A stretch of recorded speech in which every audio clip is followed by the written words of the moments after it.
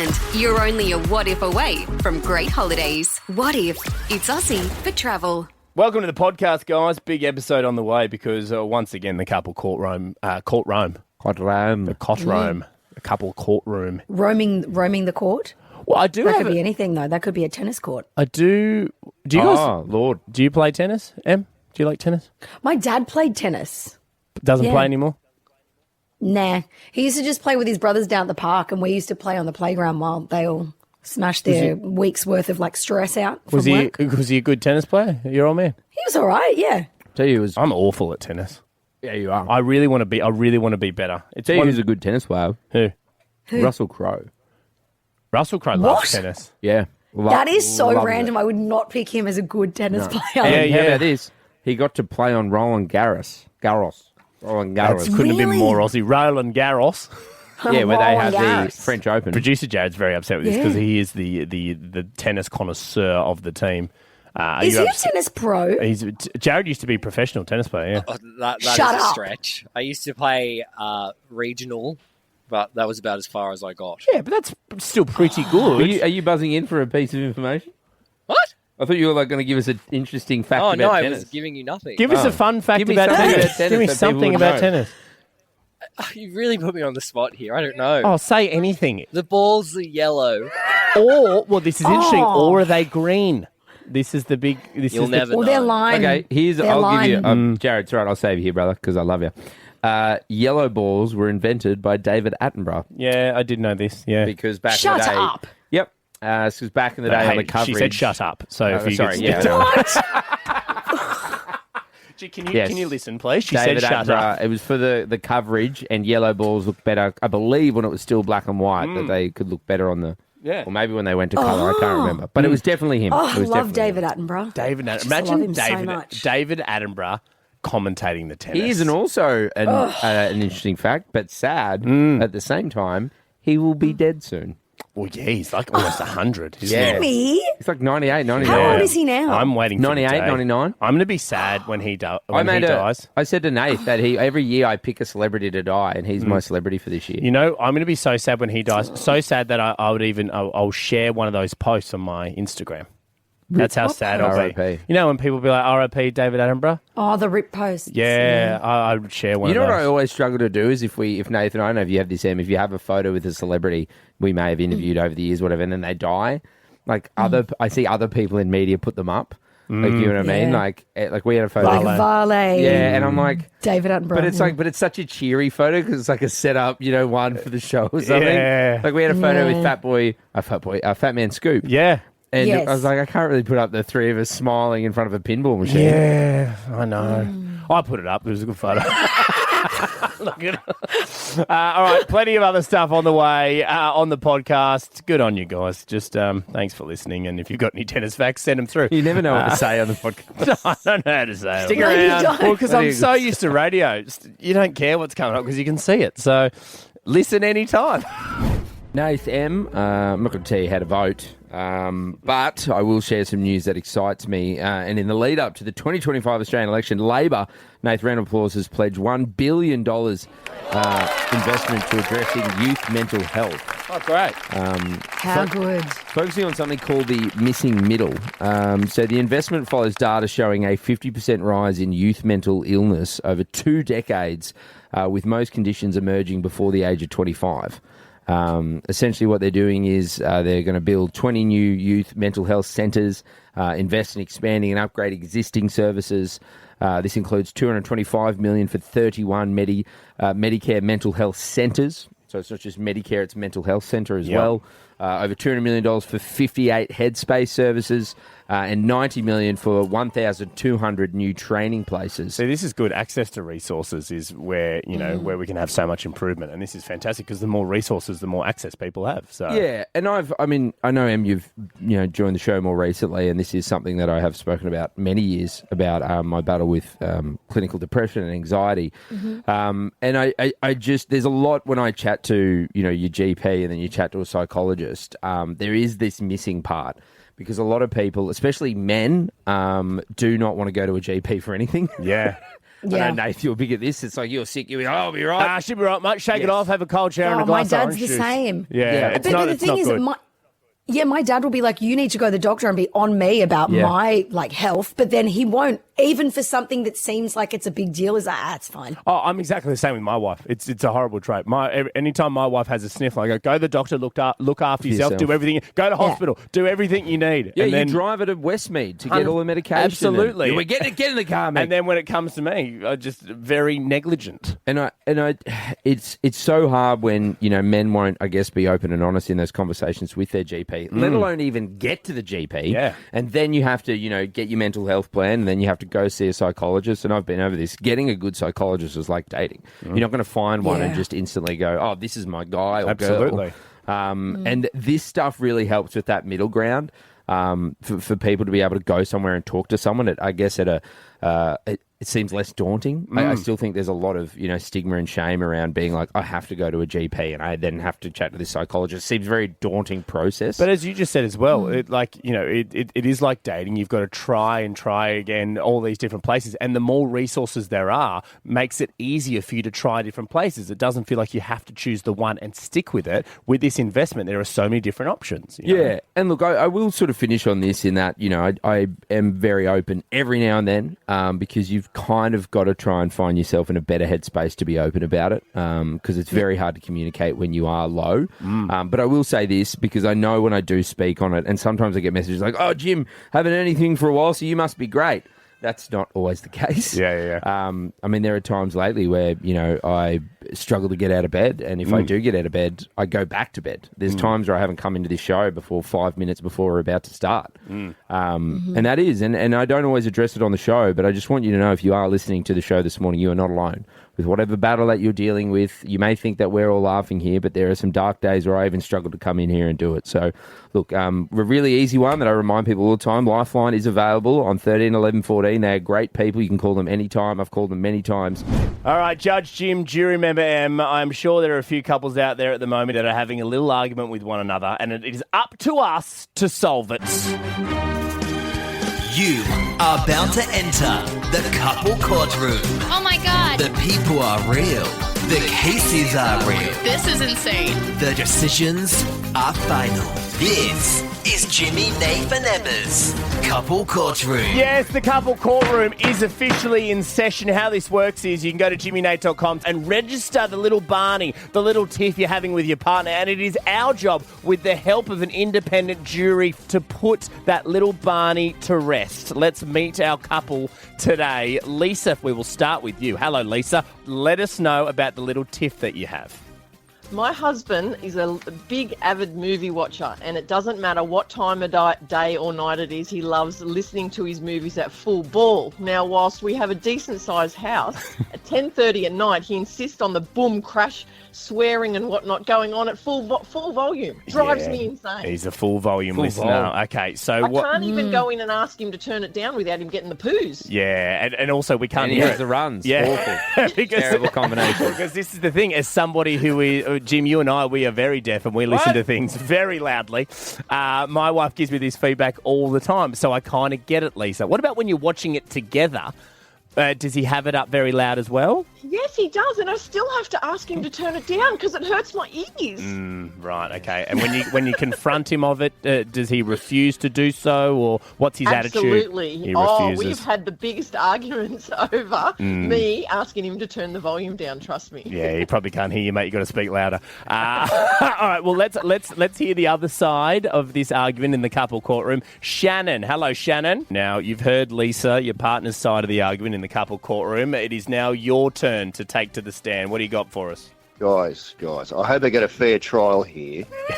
What's the point of having a 6-speaker surround sound theatre system if I can't watch my Rambo and Schwarzenegger movies at full pelt? I mean, come on.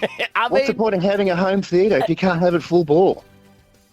Shannon, can I ask, how Go. late/early in the morning are you watching this on full ball with your 6-speaker surround sound? Well, she's saying late at night, but the end of the movie's late at night. I don't start them late at night. And hey, here's But what the I movie get. goes for like 2 or 3 hours. Correct. She rings me on her mobile from the bedroom. I'm in the theatre room. And I pick up the phone, all they get down screaming down the phone is, turn it down! Turn it down! And ruins the vibe of my movie. Well, see, look, Lisa, I don't want to throw any shade here, but you did let him get a 6-speaker surround sound system. What did you think he was going to do with that? Well, I like movies as well, but I don't even mind a little bit of volume. But come on, when the speakers are nearly distorted, come on, that's not right. Who wants to watch Pretty Woman at 100 volume? You've got to watch Schwarzenegger and Rambo movies, mate. Okay, all right. This is the argument from both sides. Now, here's the thing. You get to sit on the jury, and you're about to tell us where you do want to sit on the jury, but this is something that I very much resonate with because I am deaf, Em. You got to put that into account. We've all got industrial deafness because of what we do for a living. But I do have thoughts. Yeah. I'm not going to give them now because I'm going to be the deciding vote. The final jury deciding vote. Shannon, I'm going to hold the power. Shannon, how do you feel about Em being the deciding vote in the jury? Well, I hope I get a fair trial, and if I don't, I wish I had a remote to turn Lisa down. Shots fired. Lisa, right of reply before we go to the jury. He lied under oath. He started his movies at 10:30 at night. That's a big. That's called perjury, and it is a big thing that we don't have time to get into. So let's meet the jury. Em will be last. Jury member number 1. Hello, Tom. Hello, how are you? We are good, Tom. Whose side are you on here, Lisa or Shannon? Definitely Shannon. If you're allowed to buy a surround sound stereo system, why can't you use it? It's true. It's like giving your wife a ring and saying, here, look, a diamond ring, but you can't wear it. Come on, come on. It's a fair argument. It's a great argument. Lisa, you've heard what Tom said. What are your thoughts there? Ouch. Lisa, do you have a nice diamond ring? I do, matter of fact, yes. Yeah. And are you allowed to wear it? Are you allowed to wear it? Oh, I'm going to have to be honest and say yes. Oh, okay. This is wow. Tom, a jury member was grilling. Yeah, well, I mean, look, order, but this is fine. David, hello, Dave. G'day. Dave, whose side are you on, Lisa or Shannon? Look, Shannon, I'm sorry, mate. Look, I feel your pain. I've been there, but I'm on Lisa's side. You're going to have to turn it down. Hey, but you've got headphones. You've got, There's no point in using all the speakers if you put the headphones on. But Dave, look, we can't argue for it. We've got to be impartial. Or that's a warning to us, the judges. Shannon, do you have headphones, Shaz? I haven't got headphones, but I was going to give Dave a front row seat in my gold class style recliner, but not now. No, and also no jury tampering, no bribery. we can't do that. All right, it's one vote apiece. We've got a second Emma that'll be on the panel. Hello, Em. Hi. And welcome to the couple courtroom. Whose side are you on, Lisa or Shannon? I'm on Lisa's side. Why, Emma? Well, I like sleep, first of all. And it's just too loud. Yeah, well, I mean, you spoke about women. You go, Em. Women don't like loud noises generally. Like, have you ever noticed when you clap when you're watching the footy and it's a big like? What about all those noises Your partner that always gets men's pissed makes, off. Yeah, in your ear in the bedroom. I don't think you can complain about them. I tell my husband off, so... Yeah, but Emma, if women don't like loud noises, don't be with men. You know what I mean? We are so loud and obnoxious. Be lesbian. It's not that simple, guys. It isn't that simple. Right, okay. Well, we've got 2 votes, Lisa. 1 vote, Shannon. Marcus. Hey, boys. Good, mate. Welcome to the couple courtroom. Whose side are you on, Lisa or Shannon? Easy one. I'm on Shannon's side, and it's for one reason. Lisa didn't actually put all the detail into it. She actually called him up, as Shannon said, and yelled at him straight away.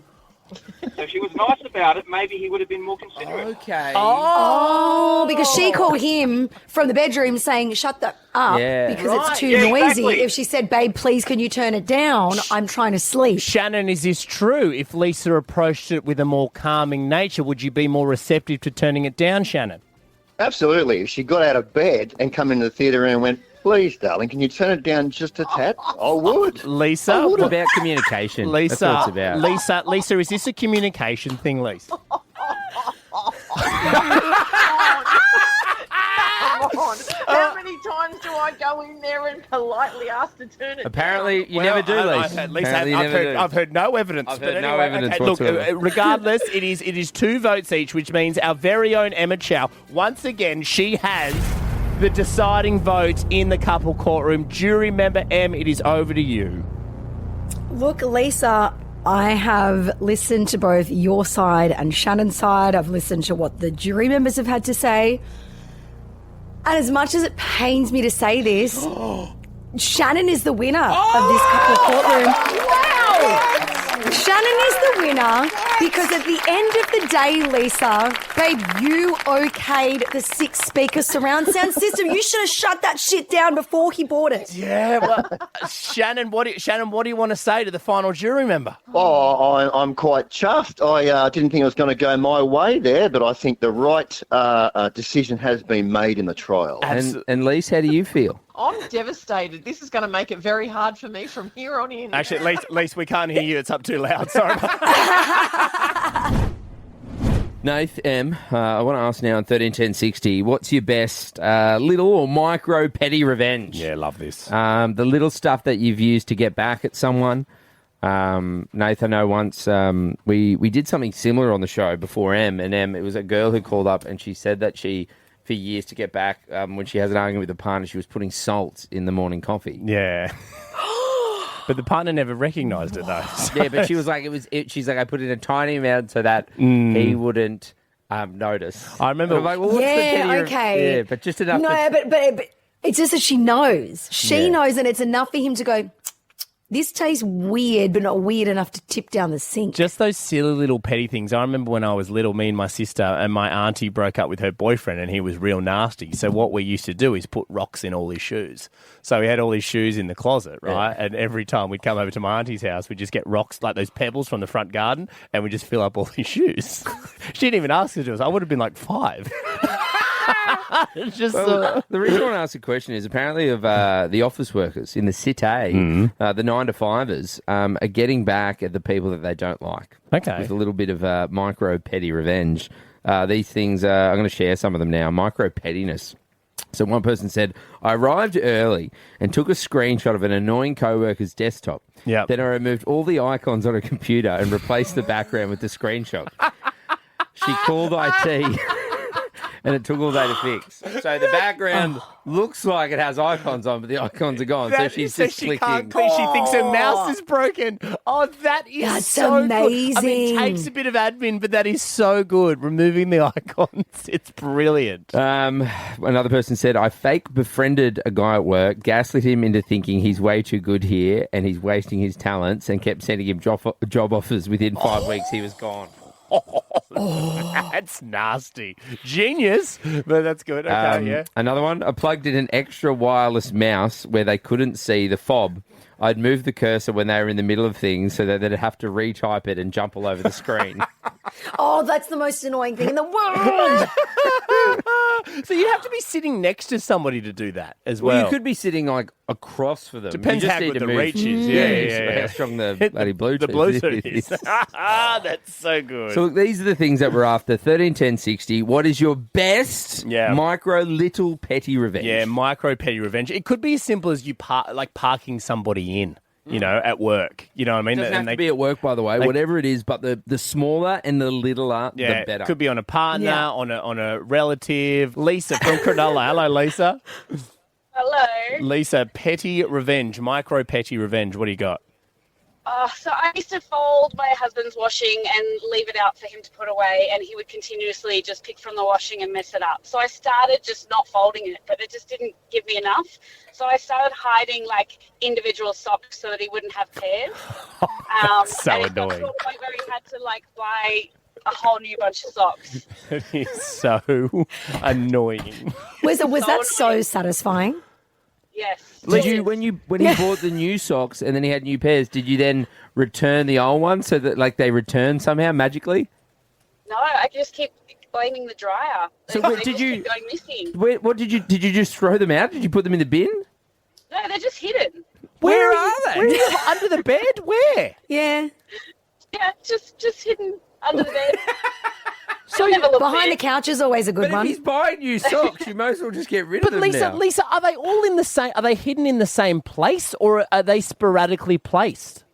No, just all hidden in a pile that he'll never find because he won't look. That's because he's believed that the dryer's eaten them all. That's a boy look, though. Boys will only look surface level. They won't go through anything to find things. Open the fridge and I can't find what I'm looking for. It's not in there. If I open the fridge, oh, there's my socks. Sherry from Mount Druitt. Hi, Shez. Hi, how are you? Good. We're talking micro petty revenge. What have you done? Well, it's not me. It was my eldest daughter. If she was punished at all, she was made to make my husband and I a cup of coffee and tea. She used to get the saliva under her tongue and let it just drip into our cupboards. That is so rank. So hang on. Would she hold her thumb over the top and just wait for the saliva to drop? Yeah, she said so it didn't make bubbles, so you couldn't see the bubble. Oh, anyway, man. she only told us, so she's 40 now, and she only told us about 10 or 15 years ago. Yeah, So how long- all through her teens. So how- Through her teens. For what, 20 years you didn't know? No, we never knew until she told us. Would have been weird if you did know and you still drank the coffee. Just taste better. Yeah. What have you done to this, Extra darling? It's flavour. really good. Drew from Penrith. Hey, Drew. Hey, how's it going? Good. We're talking micro petty revenge, Drew. What have you done? So I used to work in this office and there was this guy who was very, very irritating. And we had like a doorbell speaker. Okay. So whenever someone walked in, it would play a random song. Okay. So I would just hide the doorbell speaker in random spots of his little cubby. So in his little area, you'd hide this speaker. So when people hit the doorbell, it would play in his area, but he would never know where it was coming from. Exactly. But did he wonder why it love kept that. getting put back into his little workspace? There was some questions afterwards, but I just kept very silent and sat in my own little corner and just watched it all unfold. Did you just keep inviting people to, like, did you go ever out? Did other people know? I had a few friends that knew what was going on and they just have a chuckle in the back corner as Yeah. well with me. Drew just kept ordering Oh my God, they're iconic. just- Yeah. They're on teams, like doing emojis to each other, being like, suck shit. Did he ever realise, Drew? I think he picked up towards the end, but I'd left by then. But I don't know if they might have kept, my friends might have kept it up actually. Oh, it could still be happening. Continual. Could still be happening. What if you could get more of the Jimmy and Nath Show? You can on the podcast. And you're only a what if away from great holidays. What if it's Aussie for travel?